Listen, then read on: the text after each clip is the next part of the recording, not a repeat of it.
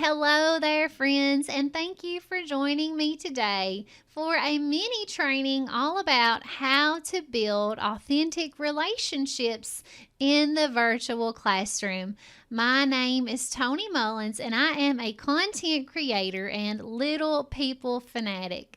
For today's training, I have brought along three incredible experts to help you better understand just how to make those connections with your students during your virtual teaching. You will see Dr. Jean Feldman, early childhood expert and published author. You'll also find Barbara Gruener, a nationally recognized counselor and public speaker, and also Laura Buonadonna, our pre-K fun expert and digital activity designer. Join us as we delve into this topic and learn how to get connected with our students. Are you ready?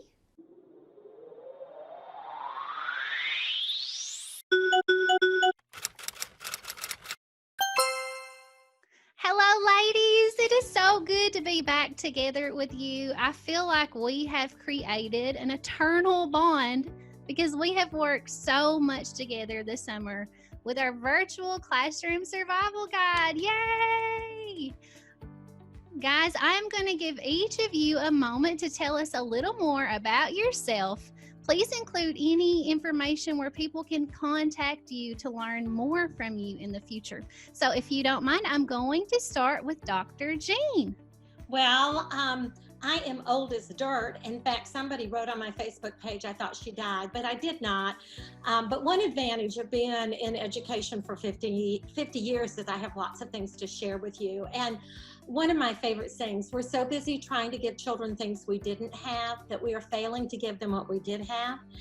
With virtual classrooms, we can't do blocks, we can't do puzzles, we can't do sandboxes. But you know what? We can give children stories, and we can give them songs, and we can give them finger plays in nursery rooms. There's so many things that we can give them. And that's the beauty of our book, is that we have these traditional things that are still going to be so wonderful and valuable for children. Thank you so much for that, Dr. Jean. We were so happy that you contacted each of us for this project, and it came out beautifully. So now let's move on to the pre-K expert, Laura Buonadonna. Well, I don't have as many years as Dr. Jean. I have about 10 years in preschool, but my goal is to always make every day magical and fun for my preschoolers. And I think that was the biggest challenge this year, was to still give that joy to our kids, whether it was in a classroom or now it was virtual. You have to be that crazy teacher. You have to make them laugh, and you have to make them want to come and be a part of your engaging activities. So that is what I bring, and I'm super excited to have been a part of this team. Laura, you definitely brought along the fun, and I was so impressed with all the things that you did with your students virtually at the end of last year. So thank you for being here, Laura. We love your side, your fun side of things. Now let's move on to our SEL expert, social emotional learning, Barbara Gruener. Good morning. Thank you, Tony. I am so excited to have gotten to work with all of these amazing, passionate educators. My name is Barbara, and I am down in Friendswood, Texas. I've got 36 years of education experience, from teaching high school all the way down to preschool. I was able to cover all of the ages and stages in my career in the classroom. Now I travel around the US. I kind of think that eventually we'll bump into Dr. Jean on her travels. I think one time we met in Houston. But basically just trying to help people understand that first and foremost, it's all about connections, because once we have their hearts, then we will have their heads for that numeracy and that literacy. And so I brought a little bit of the SEL, social and emotional learning piece, wove in some core values and a little bit of guidance for parents. And I was just tickled to be a part of this amazing project. So our topic today, as I said, is building authentic relationships in our virtual classrooms. Now, I'll begin by saying all of these strategies apply to any classroom, whether you're teaching in person or virtual. And our panel of experts here and I have brought our best ideas together to create this short mini training for you today. So let me begin by giving you a quote. If you want to cultivate relationships that will outlast the digital divide, an emphasis on building strong relationships and healthy connections will help us flourish regardless of how our instruction is delivered.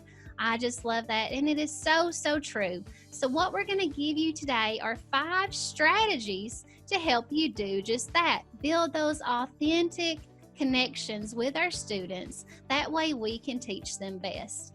So I will move on to strategy number 1, and then as we go along, our other panelists here will bring in their side of things as well. So strategy number 1 is to partner with parents. And we cannot stress enough that you have to build this lasting relationship with those families before you can move in and really teach that child at the optimal level. So we have a few tips to help you build that parent relationship. First of all, remember that first impressions matter. When you meet these families for the very first time, be sure to be authentic with them and bring your best personality forward. That way they can begin to know, like, and trust you. Also, keep this idea in mind of being their dream teacher. What does every parent want from a teacher? They want a teacher that loves and cares for their child. So you can really work at helping them see you as their dream teacher by really caring for their child and providing opportunities to show that care. One teacher in Kentucky named Deanne asked each of her families to write a personal letter about their child that the teacher will read. This really helps her identity as their dream teacher because it shows how much she really wants to know about their child. So work hard to be their dream teacher and to show that you care. Also remember that early support will give you long-term success. So in the very beginning, try to train up and help your parents to know what you expect of them. In our virtual classroom survival guide, we included a full parent partnerships handbook that really outlined what parents need to do to help their child be successful in the virtual classroom. However you choose to communicate in the very beginning, be sure you give them all the information they need to help their child be successful. Finally, be sure to provide clear and consistent communication. Decide early on just how you will communicate with families and keep it consistent. Do it that same day of the week or same time of each day. That way they know what to expect. So that wraps up strategy number 1, which is partner with parents. Let's move on to strategy number 2, which is to create a climate of security. Just as in our regular classroom, our students need to feel secure in their climate.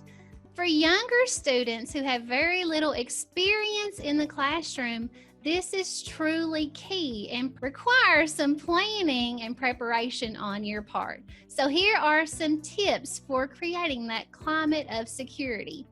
First of all, set clear expectations. That way your students know what you expect of them and they feel more secure in the choices they make during your instruction. Also, applaud risks. Rewarding students for taking risks and getting out of their comfort zone will demonstrate to our little ones that no matter what they do, we love and we support them. Be silly in the classroom. This is a great way for students to see you as someone they know, like, and trust. Be goofy, laugh, dance, do brain breaks, all of those things, and that will help your students connect with you and feel more secure with you. And finally, recognize their individuality. Give them lots of opportunities to tell about themselves through activities like a simple interest inventory or an About Me book, or lots of other ideas that you can find online or in our virtual classroom survival guide. All of those things will help you help your students feel more secure in their climate. Let's move on to strategy number 3, one of my favorites, with our expert Barbara. And the strategy is nurture empathy by fostering emotional literacy. So that's a perfect segue, Tony, into emotional literacy when you talk about security, because emotional security is at the core of a child being able to let go of any anxiety and worry and make friends with all the feelings that they're having. So empathy is really one of the first steps. After you've built emotional security, to help them focus on one another. But until we can get to empathy, we have to help them know what they're feeling. So we've created these emotion pops so that we can not only model, but also teach and practice. How is this child feeling? I've put the little feeling word on the pop. So example, how is this child feeling? Well, he's mad. It does look like he's mad. Can you think of a time when you were mad? What do you think caused Mad to visit him today? It's also so important, my friends, that when we model, we make a healthy expression of our own feelings, right? So if we yell when we're mad, our kids are going to learn to yell when they're mad. So modeling it, most important. And then teaching it. Now we're going to add the mask, because what's going to happen when a face covering gets rid of part of our face? Then they can't see it, right? So we add a little mask. Now, how is this friend feeling? Well, he's still mad. How can you tell? And now we're going to have to go to the brow, the eyebrows, the hands, body language. What are the hands doing? What are the shoulders doing? So modeling first, then teaching. What do I do when I get this mad?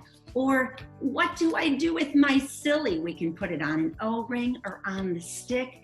Where have we seen somebody, oh, how's he feeling? We're going to have to go with body language and eyes.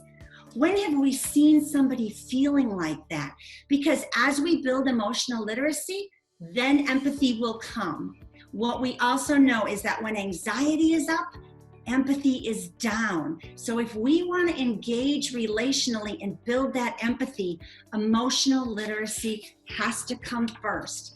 They have to have a chance to carve out how they're feeling, to keep a journal that says, it makes me mad that, to color their feelings, to talk about their feelings. We've left the blank faces so that they can fill in the emotion. We're working so hard to connect heart to heart. It'll be a little more difficult to a screen, but it will pay off in spades when it's time to get to that literacy and numeracy.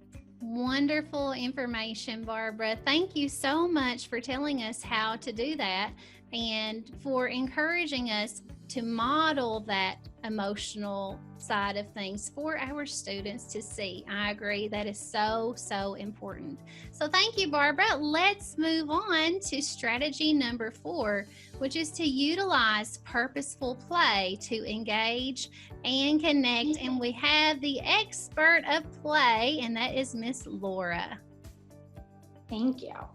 Well, I always like to think back to your earliest childhood memories. And usually when you think of those good memories, play was involved.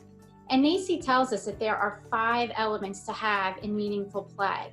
The first one is that children love to make their own decisions, right? That's one of the best parts when they go to your centers and they play. They want to make all their own choices. How great is that for them? 2, children are intrinsically motivated, so they would rather play than stop to go to the bathroom, to eat. You know you have those kids in your classroom that you can't pull away because they're so engaged in what you're doing. Number 3, children are immersed in the moment. You have created such a safe environment to play that they feel that they can keep exploring and keep investigating all the great things that you've laid out for them. And play is spontaneous. Who's going to be the mom? Who's going to be the dad? Who's going to write things down in the house area if they're making a recipe? There's no script in play. That's the best part of play. And play is fun. There's an emotional response to it. That's why we remember it. That's why kids want to come to school. So how do you play virtually?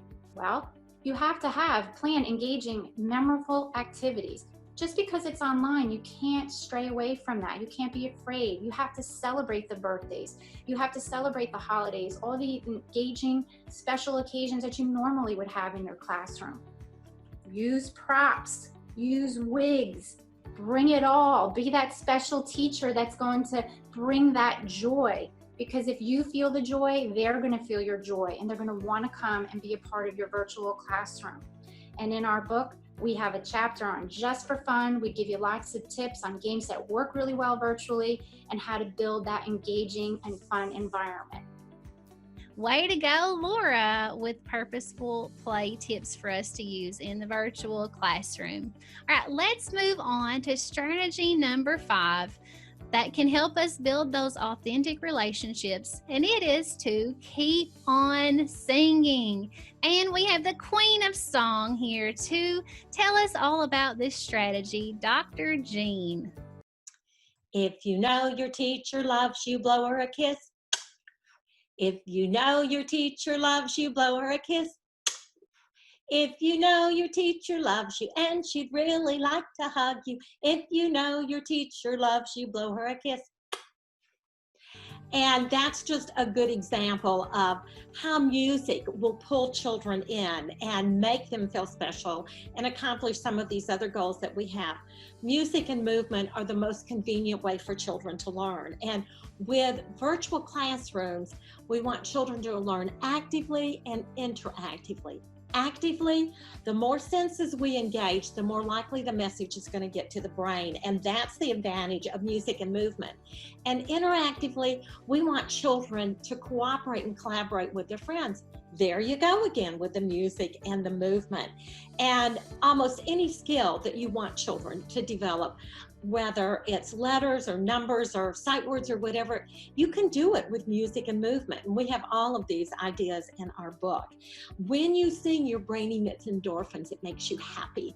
And I love what Pete Seeger said, music is a way to help us love each other. And so, like I said, there are a lot of things that we can't do with blocks and with art activities and with cooking with the children. But what we can do these songs, and we can do dances, and we can do movement, play breaks and brain breaks and finger plays and all of these things with children. So, the best things in life are free. We've been doing these things forever, and they still work with children. Thank you, Dr. Jean, so much for that wonderful reminder. You're absolutely right. And the reason we're here today is to offer that support to teachers who feel panicked and anxious about the unknowns of the virtual classroom.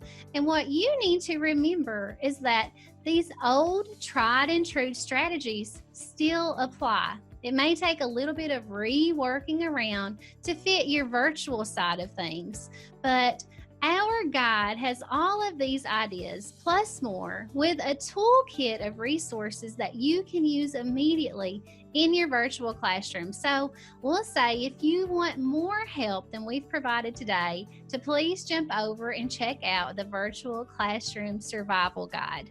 And can I just say one thing? There are over 200 pages in this book. There's 100 pages of text, and what we bring the human side of education. Schools are not screens. Schools are families and children and teachers, and that's what our book is about. And you have the text to help you understand this, and then we've got 100 pages of downloads, and a lot of them are editable. So, one teacher said it was worth it just for the amount of time that it was going to save her to do some of these activities. So I just think if I were a teacher, this would be like the greatest thing somebody could give me to help me feel better about myself and have the strategies and tools that I'm excited about teaching in the digital age. I want to also remind our listeners that we have a parent handbook. It's got things like the ABCs, building blocks for caregivers, but it's also got tips and strategies on how to prepare your child for the day, for school at home. So they're not just lounging in their bed. So it's like school, right? It's a little different than school as they've known it for now, but it's school nonetheless. And so you want them to be ready, and we are providing some tips that we feel like will be really useful in not only English, but also Spanish, the Spanish translation. One of Dr. Jean's friends jumped in and helped us with that. So we just feel like it's a comprehensive way to help parents help their child partner with us to maximize success. I just wanted to talk about my favorite part of the book is we have these management pots. So when you're doing things virtually, our kids need visuals. So they need to know when it's going to be the time for the calendar or time to sing a song, or we're going to have story or small group time. Those are such huge skills for kids to learn what part of the day is coming for them. And how great are these? Telling kids when they're going to be able to talk during a Zoom meeting, when they're not going to be able to talk, so that they're not talking over each other. I just think as a teacher, to have all these to print out, to really give kids the visual of how your meeting's going to go, it's just going to set yourself up to have more successful virtual meetings. Let me end our session today by saying this project was so much fun, and I'm just so thankful for the relationships that we formed in the process. And anyone watching today or listening today that would like to learn more about our topic, you can visit teachertony.com/relationships to get the full text version of our training today. All right, that wraps up our video. Dr. Jean, can we sing a song? Yes. It is time to say goodbye to all my friends. It is time to say goodbye to all my friends. It is time to say goodbye. Give a smile and wink your eye. It is time to say goodbye to all my friends. I'm so glad you came to school today. I hope you'll come back tomorrow. We've got more things in store for you.